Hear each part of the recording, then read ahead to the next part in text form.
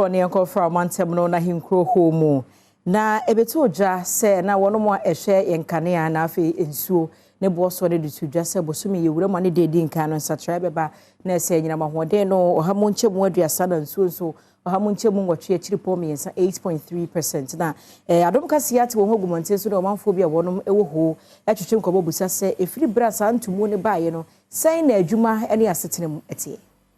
So manfo bekaya encheye na PULC edebeto manfo nyina anim se ifri ogefo bosome de di nkan afempinu ene adunum yensam no wonom eba betoto anyina mahoden ene ensuo buo mu sebe ya wonom a woma anyina mahoden ene ensuo adwuma betumi akonkan enam so ama Adom Kasee ama ne boni ode hyebo wusu job ene omanfo bi a wonom ewo framantamu akwotwetwe nkomo na numu na wonom owo ho ye framantamu kropon ekire mu se ensuo ene anyina mahoden bo a akosoro no ede ohaw ene sunsanso boni bebre ababejai wonom abraboso wie ekire na edwadifo bi a wonom ewo krom honom nso ede tudwa se anyina mahoden ene ensuo bo a akosoro no ama wonom dwadie ni wonom adwuma akofom pa ne senti wode ato aban anim se wonye bibi emfa ho ema wonom.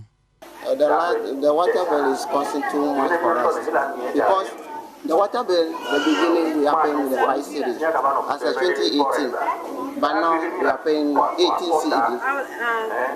18 cedis now for one person. But if we are staying in the two, they will add the 18 cedis, that means 3.